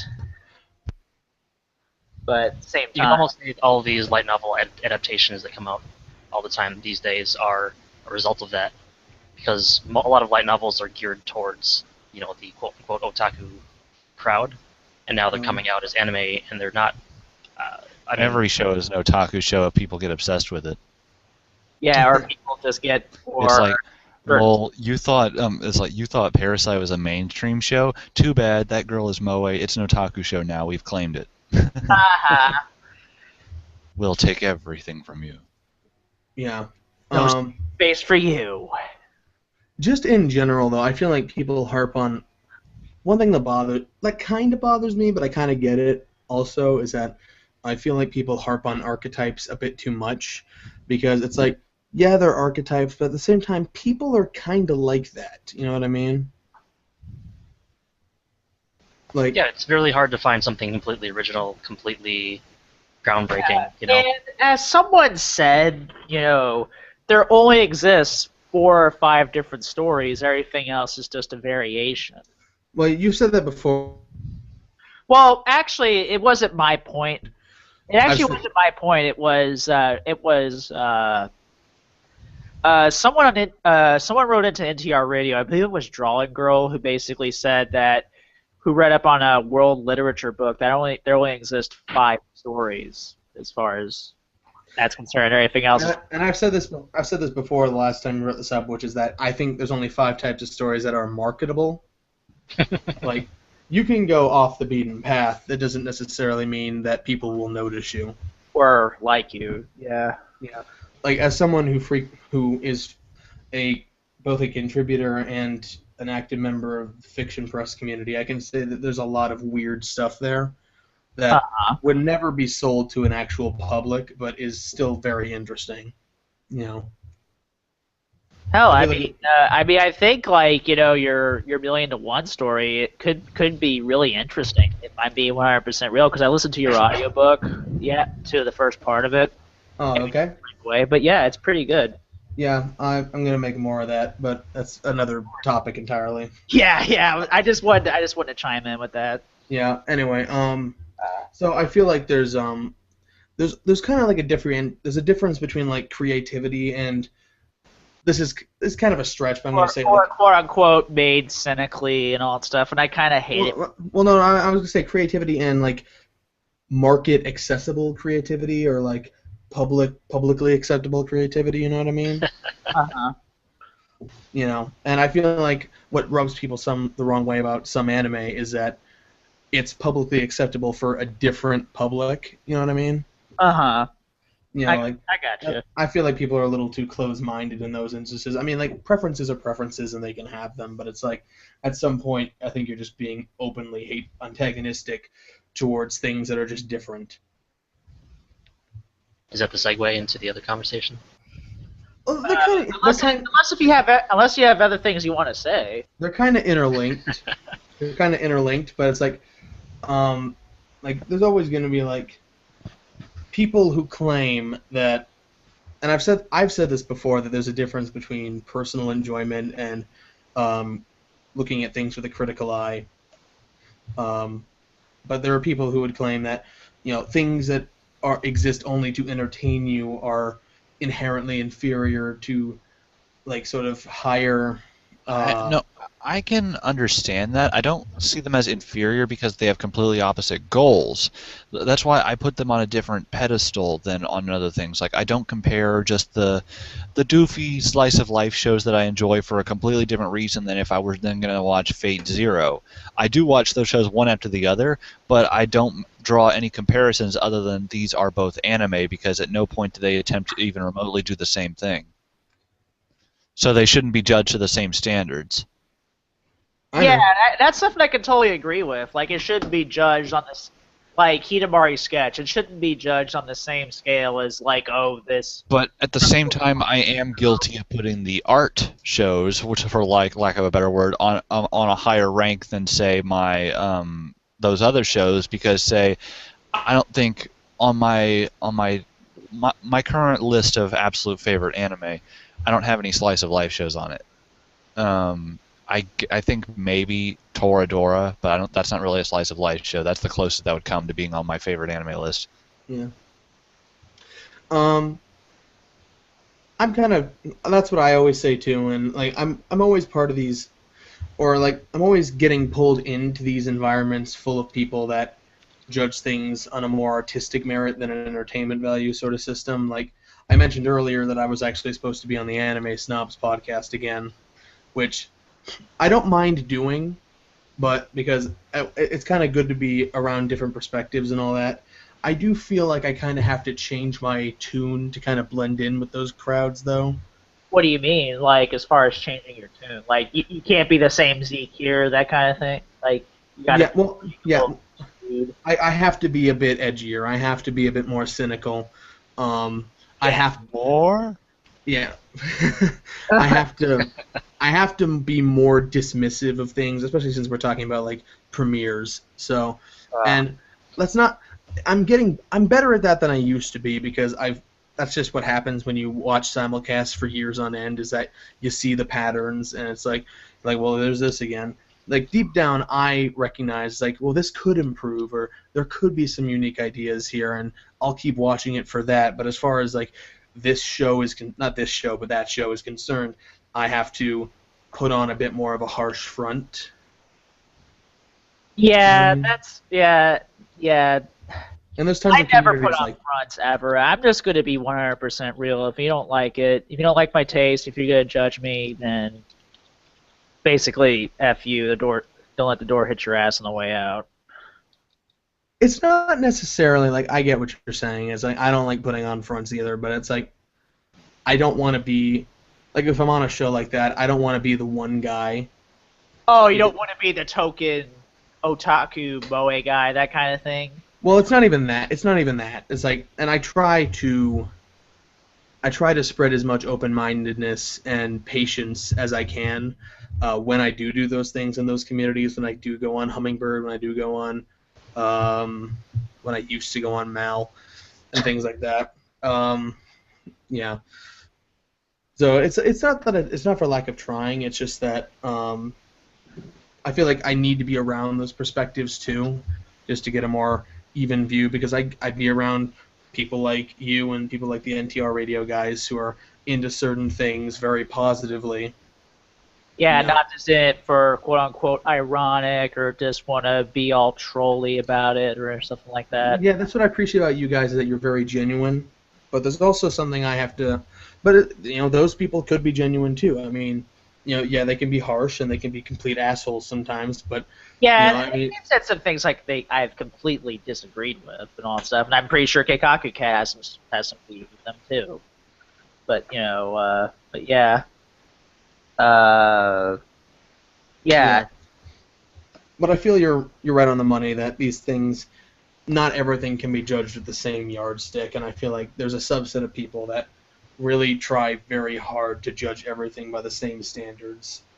Yeah, it's like judge what a show does well, like how it portrays this setting or something like that. Not like, oh, can it tell a story, or because sometimes not every show is about going anywhere. I mean, sometimes it's like not everything is going to tell a story in the exact way you want it to, and like there's always a difference in my mind. Like anyone who can articulate and really critique the way a story is told in a way that makes sense and give constructive criticism. It's like, well, they could have done this, and I feel that could have worked out better, and really make a solid argument. I can understand those people, but the people who misjudge things because the story did not unfold in the exact way that they wanted it to, that's a completely, I feel, invalid form of criticism. Yeah. If you got anything more to say on this, there's something I really want to say on the elitism part that I feel keeps coming up. Go ahead, because again, the topics are interrelated. I think we can switch back and forth. Okay. There's something that always bothers me. Like when I listen to ANN Cast or when I listen to things, and I want to make this clear right now. I've kind of said a thing to myself: no more jabs at ANN. That's that's pretty much the rule going forward. No jabs at ANN. Because I feel like that's totally overdone. But there's something that really bothers me when I hear Zach Birchke talk about free, or what? Yeah, I'm just gonna flat out mention it. Like, or when anyone brings up free, they always bring up how there's still like this big line in the sand about how apparently otaku are driving this line in the sand that you Fujoshi are ruining my moe anime and all that stuff. Well, I think I did see stuff like that. The only reason I don't see it lately is because, of course, I don't follow anyone like that and I don't frequent their forums. So maybe there is something still like that. It's just not something I have to deal with. Well, I've said it before. I'll say it again. The existence of something different does not ruin. It doesn't invalidate or override. It definitely hasn't. Or over. If you like frickin' I don't know, any Kirara show, it's like that's not ruined by the existence of free. Okay, like that stuff's still gonna be made, and it is like I don't like demographics. Honestly, I feel like in a better society we wouldn't need them, but it is for an entirely different demographic. It's a completely different business. It's not really going to affect anything, and it's like KyoAni, it takes up like 1 or 2 season slots that KyoAni doesn't do something else, I guess, but they don't do something every time anyway, so it's like they were going to do that or they probably wouldn't have done anything that season, so it's like whatever. I just don't understand.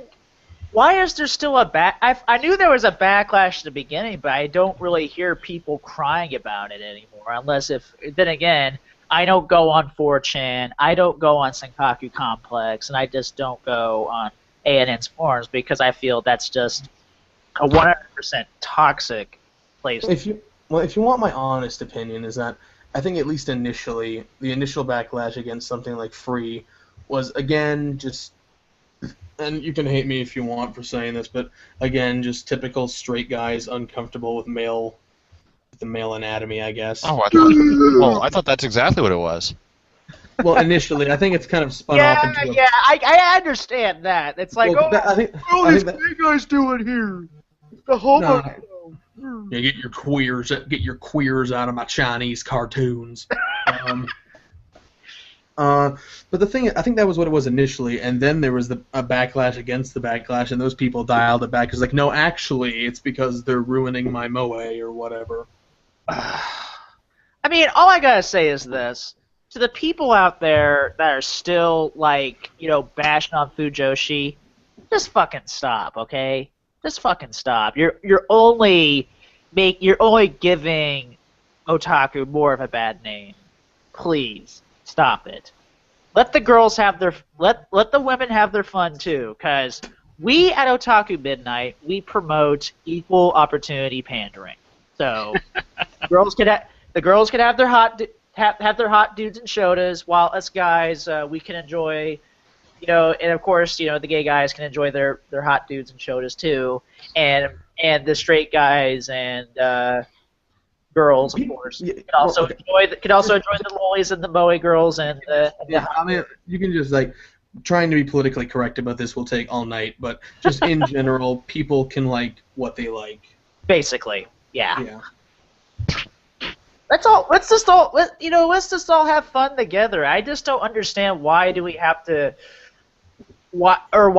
draw so much? Why do we have to draw so many lines in the sand? Like, you're someone that enjoys Concole? Oh, you must be one of those people. And that's what really kind of makes me angry, is when people judge you on a certain piece of media, or if you like Upate, for instance. I feel like I honestly feel like there's nothing more shallow than judging someone's entire being based on what entertainment they consume. That's what things they buy. That's just fucking wrong. And the idea that, he talks about that kind of thing and isn't even ashamed of it. Because if you're forced to hide a part of your entire being, you're just going to have to lie to everyone forever. Yeah. Yeah, really. Yeah. Then it's like, then you never really liked me. You liked the person I pretended to be. Yeah. But back on the topic of shows, I guess. I could go on a rant about some kind of experiences. I was like, what do you know? People do discriminate against you for liking a thing and say they don't want anything to do with you anymore. So what do you know? That does happen. Yeah, I know, right? Those people do exist. I mean, here's the thing. I don't think being a fan is like the same. I don't think being a fan of X, Y, and Z is not the same way as being black or being gay. No. We're not saying that. That's not what he's saying, but he's basically saying, like, if you judge someone on that, then you're basically being a huge asshole.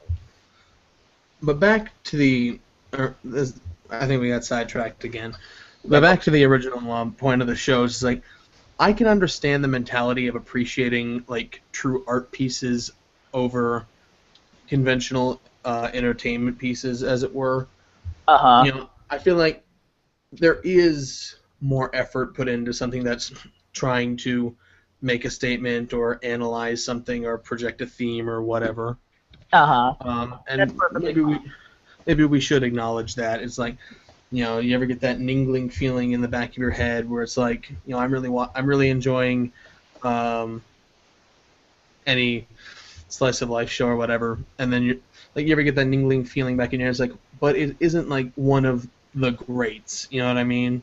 Yeah, it's like, I think Hidamari's Sketch, is a really good slice of life show. That's what I think does the slice of life genre really well, or the subgenre, I guess you want to say. I don't really consider the anime a genre.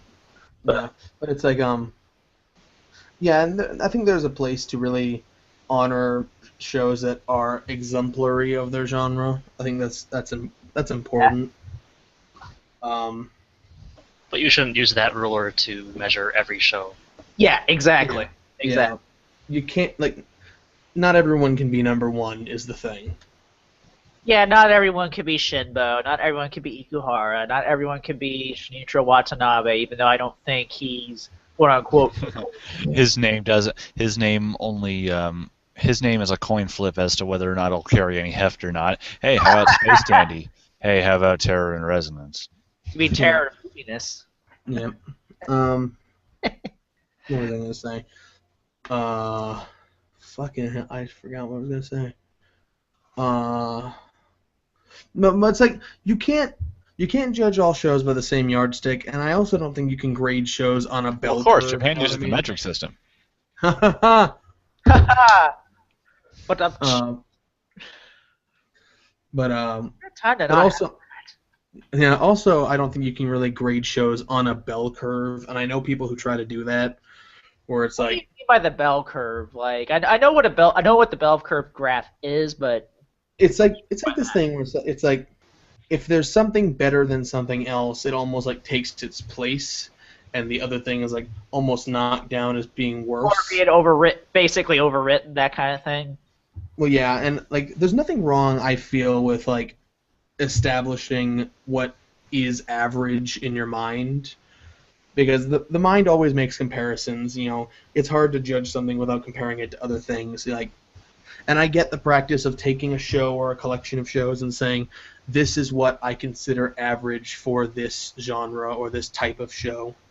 And it's like, and when you approach something new, it's like, is this better or worse than these shows which I hold to be the average? You know, I get that mindset, but what I don't get is this kind of ballooning it into this whole bell curve system where it's like, you know, like almost it's almost less like you're grading shows and more like you're ranking them.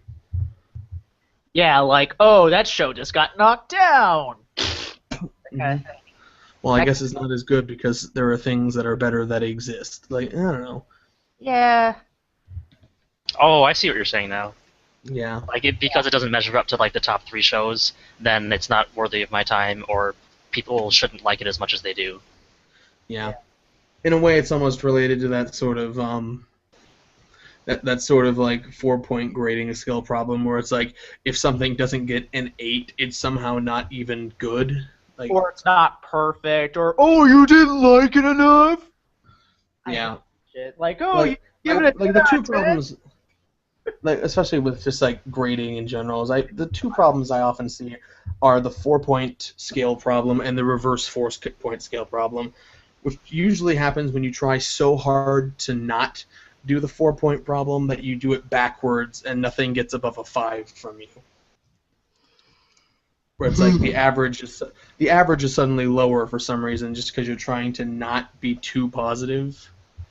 Like I feel like some people just try too hard to maintain that sort of hardened edge, if it were. Edge Master.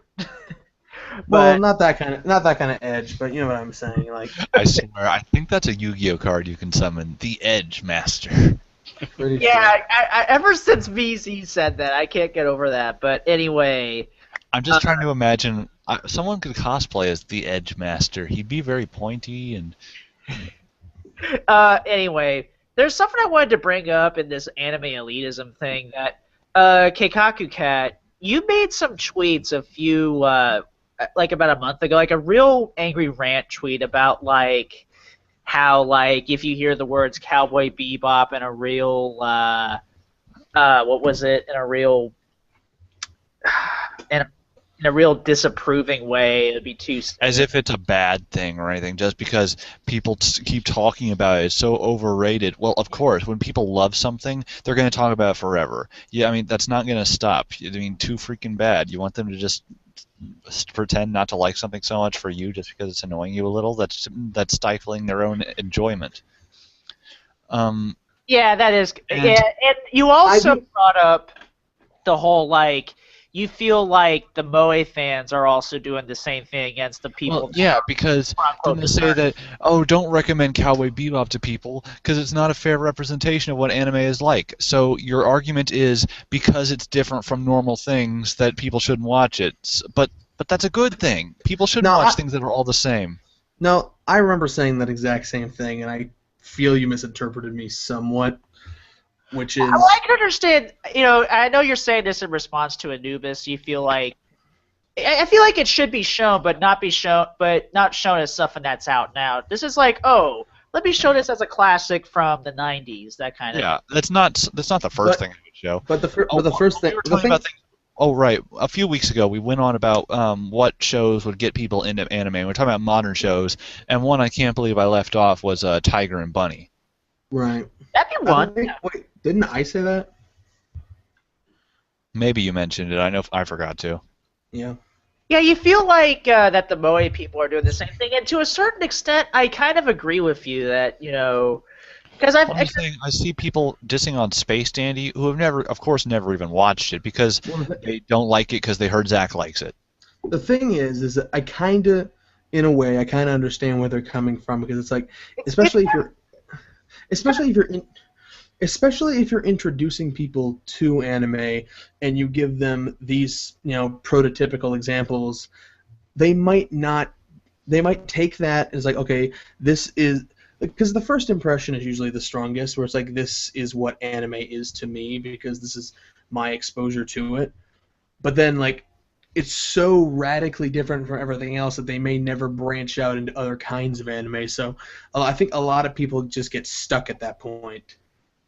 Yeah, that's something I can completely understand too. Yeah, like it's Anubis's tier 1 thing, It's tier like you introduce them to something that's so out of the norm for anime that they never branch out into the norm or into other different things, and so they kind of just get stuck at tier 1 like that. So, and I understand why people say. I don't think that logic makes sense though, because that can happen for anything. Because if you give them the most stereotypical anime, then they're not going to branch out to the things that are out of the norm. Yeah, show them just DBZ, Naruto, and One Piece, and like Cowboy Bebop, and all that stuff. One Piece maybe, but they'll never finish, so you'll never have time to show them anything else. Yeah. Yeah.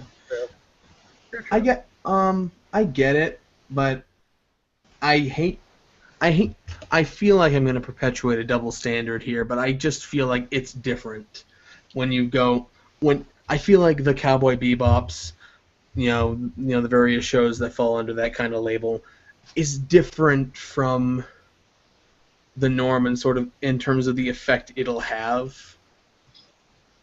And I don't really have a basis for that, but I feel like it's just different. I feel like what you're saying is like it kind of makes sense. The logic could apply the other way around too, but I just don't think that's true. Yeah, and I understand. You're saying that they shouldn't watch Cowboy Bebop? No, I mean you should. It's just I don't know if I would say watch it first. Yeah, well, exactly. I think everyone has a different show in mind that they would show if you had a close friend who said, "Hey, I'm interested in anime. Show me something." Almost every person's gonna have a different show in mind. Yeah, I mean, So it'd be more appropriate to show them something that is more tailored to their tastes, rather than just going to a default, whether it's that side of the fence or the other side. It's like, I don't know. I know we've had this conversation on the Nissa forums before. Like, people try to make lists of like the top anime, and usually the conversation just turns into, your friends better than we do. Show them something they'd like. Exactly. Yeah. Just like any forum you go to is going to have tons of threads like that. Right. Like, what do I recommend to my friend Ashley about what do I recommend to her? What do I? How do I get my girlfriend in Canada to appreciate anime? Yeah. Don't introduce them to Vamco. Never introduce them to Vamco. I even want to know. But anything else? Because this is running a little long. I feel like in order to stop anime elitism, I feel like we need to drop the barriers. We need to drop all the like lines in the sand and all that stuff. Like, and also we need to stop Fujoshi bashing and stop Moe Otaku bashing because I feel like, but as much as you could say like, oh, Moe Otaku, they're quote unquote privileged, so they should be anyway, should be whining like that. I think at the end of the day is that there's really no such thing as shit taste. It's like everyone likes what they like, and I think that's I really hate when people say that too. It's like, oh, you're shit taste. We don't fuck you, okay? I only ever say it in jest, but it's like what people need to understand is that other people are going to like things that are different from the things that you like, and sometimes they're going to like things that you might find gross or morally reprehensible or whatever the buzzword is of the week. I was going to say, for most people, I don't even subscribe to your idea of good and bad. Why should I follow your idea of what's gross and not gross? Exactly. It's like, I understand why you would get a little, you would cringe like at, like Araragi molesting Mayoi. Someone might find that hilarious, but you don't. That kind of thing. Yeah. It's like just to kind of bring out like an extreme example, because that's the one I can think off the top of my head. Just like in general though, it's like stop the shit tasting, stop the value judgments, Yeah. And just in general, just be more open-minded, not only of the things that are out there, but of what other people can think of them. Exactly my point. I just feel, it's like, I mean, I just really wish like we would stop, writing people off as, oh, you're a misogynist because you like Moe. But yeah, I feel like I'm going into a loop here. But got any? We always seem to kind of like sail towards the general same message. We always kind of do. Yeah, that's basically stop hating. Yeah. Mascaros, if you have anything to say. Yeah, as a final thought. I mean, the main thing to keep in mind is that what other people like doesn't really affect you at the end of the day. You still like what you like, and you're still going to enjoy it, and they're still enjoy their things, and you still go to sleep. So don't worry about it. Yeah. Kikaku Cat, you got anything?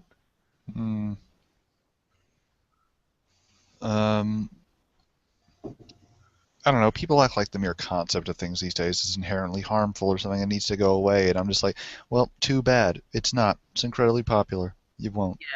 Yeah. Oh well, shit happens. What about you, Zeke? No, I think I'm good. Yeah, basically my final thoughts is this.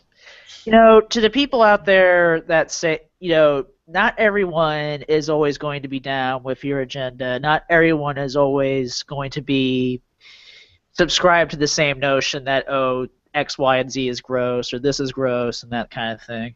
But, yeah, in other words, stop drawing all these lines in the sand and basically stop hating. That's all for this second segment. I hope you enjoyed it. Keep it right here on Otaku Midnight. That was I'm impressed. We had almost like 6 whole minutes of Mascaros talking. Yeah, that's the thing. You don't really talk much. I forgot you were here, honestly. Sorry. Yeah, I'm just not. I don't know. I'm just more of a quiet I'm person. sorry if I have dragged you out of your comfort zone. No, you didn't. No, are you having a good time? Yeah. Yeah. As long as Keikaku Cat, as long as everyone here is having a good time, that's all that matters to me.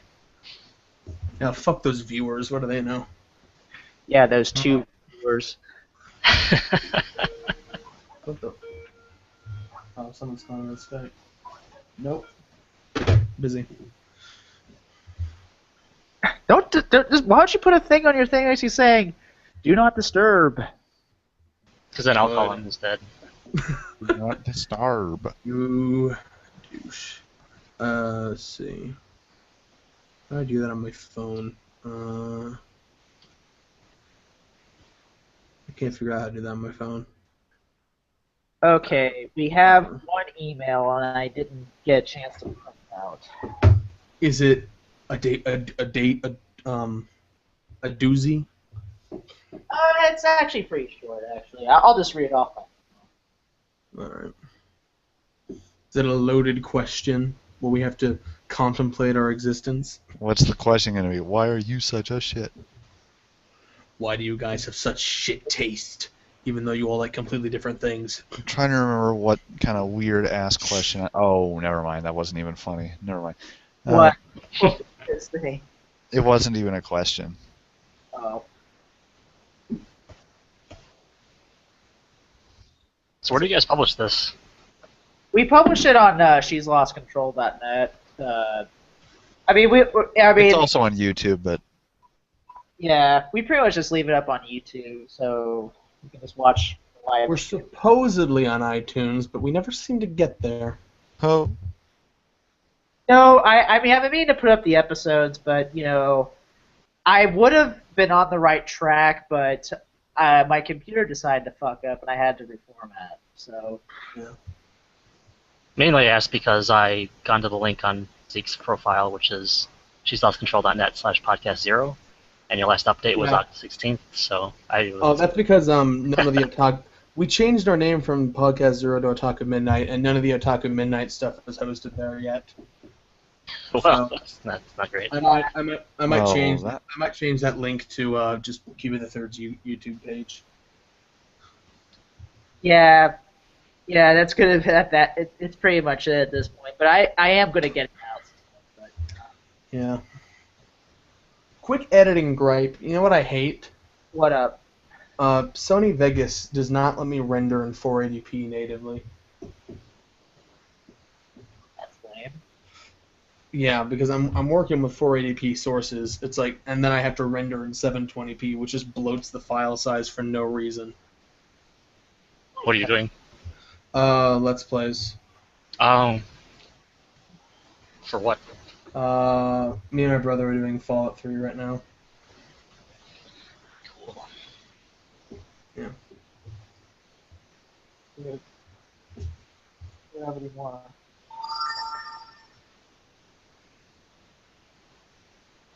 This event is starting now.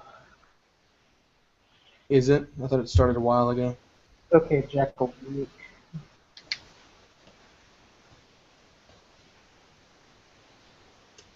Who sent us this email again? Because I feel like I know him. Jackal Geek. Does he have a blog? He appeared on Otaku. Not Otaku. He appeared on. He appeared on NTR Radio a few times, like 2 times. Because The only time I've ever seen them with a guest was that one guy who went to I think Kineticon with Anubis. No, you mean you mean what's that dude's name? Villainous Hanacha? Is that it? I think, I don't know. Villainous? Yeah. I just remember he had cool hair. Let's see. I don't know. All right. Anyway, Okay, all right. This is a real short one, too, so. I might be thinking of like Geek Toku or someone. Okay. Anyway. All right. Well, thanks for having me. I need to go eat food because it's like 8:30. it's all right. Go ahead. All right. Cool, man. See you later. See you around. All right.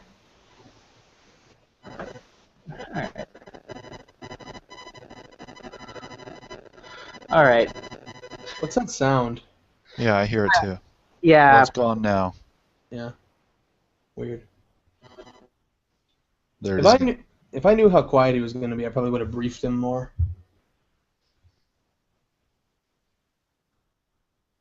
You there?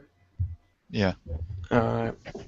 When it goes like completely silent, I get worried for some reason. All right. Might as well hurry up with the final segment then. What did you say? Sorry about that. I had to kind of, and for some reason decided to be like, oh. No, All I'm right. just asking if you were So there. we might as well hurry up with the final segment then. All right, yeah. Just let me pour this last cup. God damn you for having a full pitcher. You need to go make a picture. So it was either that or I had to keep going upstairs, and I didn't want to do that. So. Well, no, it's not that. It's like my picture's empty. I gotta make more. Oh, I'm sorry. Yeah. All right. All right, you ready? Yeah. All right. Kikaku, you ready? Yeah. All right. Ready in 3, 2, 1. Welcome back. And when Darius had to go, so we're just gonna read this email without him. So this email comes from. Hold on.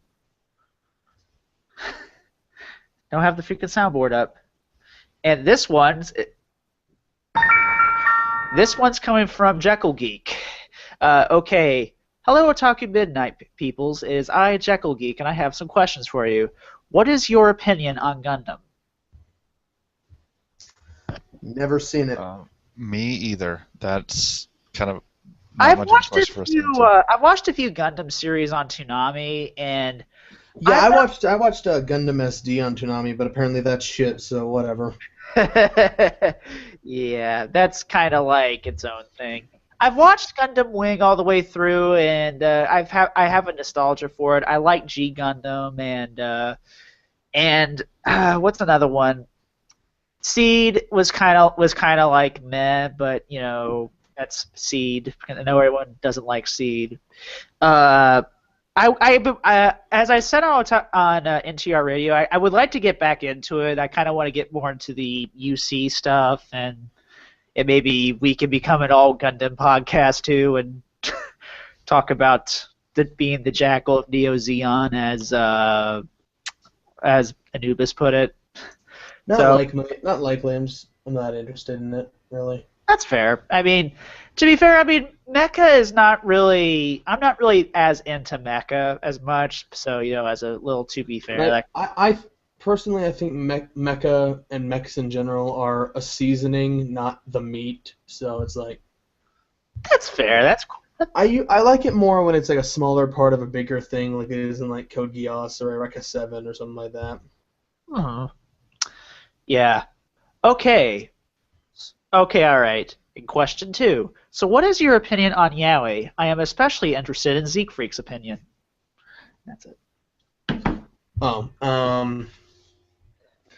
Like I don't really have a problem with it if people enjoy it, that's fine. I have some examples that I like and a lot that I just don't have much interest or patience for. I think mainly because there's a difference in what women like in men and what men like in men, and just there's a difference in how that's portrayed when you're aiming for different demographics. Yeah, because I remember you told me you have some. You feel like there's too much Bishonen, and you're not really too into Bishonen. You're much more into Shonen-esque characters, that kind of thing. Yeah, I'm not a huge fan of Bishis. I'm more a fan of more general art styles or more Shonen style art styles, which doesn't happen a whole lot because that's a hard sell. It's like from a marketing perspective that doesn't make sense. Or using like a style used for like young boys, but it's like aimed at women and gay men. So it's like whatever. Like that doesn't happen that often. I appreciate it when it does. Like I don't know. It's hard to really say, but Yeah, I've read some I remember really liking Fake, which was by the same. It's from the same character designer that did Yun Koga. She did the designs for Akuma no Riddle, and I remember trying to get into Loveless, but I couldn't do it. And oh no! Don't bother with Loveless, man. I tried back when it first aired. Oh my God, no! Just the title sounds like one of those like mid '90s rom-coms with the floating head posters. Anyway, I've got nothing to add to this because, of course, I don't care about Yaoi. I've said before, it's like I like shows that are about boys for boys. So, in general, that's part of the reason why I still love a lot of shonen stuff today is because that's kind of what I mean. That's different from Yaoi, of course, but I think it's just like I don't know. I don't know. You know what I mean? Yeah, although he's definitely going to be in for some dojins of shonen characters. Sometimes. Hey, that's cool. That's cool in the gang. Hmm. I've also really enjoyed Gravitation. That's still, even if you're not a yaoi fan, I still recommend checking it out. Like Gravitation. That's one of my favorite. That was one I got real turned off to because I watched it back when I used to be sort of homophobic. Uh-huh. I went for like any other person. I feel like I went for a homophobic phase, and then I started to realize, then I grew up. You know what the funny thing is that I think I went through like a 10-minute homophobic phase, and then I had like one conversation with one person, and then I was like, oh, okay, I get it. Yeah, well, one guy called me out on it, and that's what I got kind of chewed out on it, and that's what caused me to change. Yeah, I like it's one of those things where it's like we kind of hide it from children, which I kind of think we shouldn't do, but whatever. Yeah, we hide it from children so that when they first get exposed to it, they're like 11, 12, whatever, and they're already good at forming their own opinions, no matter how stupid they can be. So it's like everyone kind of goes through that phase. I just don't understand why we need to hide homosexuality from children. But I don't understand why we have to hide sexuality in general from children. I don't know. I feel like we kind of shame sexuality in our society, specifically, our society. Yeah. Our society. Gotta love American society. Yeah, this is the age. You better love it. In more ways than one, this is in more ways than one, this sort of is the age of sexual repression. So it's like, whatever, you just live with it. You live in an age. That's a topic for another day. Yeah, I feel like this is a little too. But overall, yeah, I don't mind yaoi as a whole and all that stuff, and Keikaku Cat doesn't care for it, so he's a homophobe. Because remember how Vic Mignon doesn't like yaoi? That makes him a homophobe. Now Keikaku Cat's a homophobe. Oh no! It's Don't the get disease. crucified. I don't know, man. Sorry, but yeah. I'm just kidding. I'm just kidding, Keikaku. I think my favorite. I still think my favorite Vic Mignogna clip is that clip at some com where it's like, I don't consider myself a religious person, but I love Jesus, and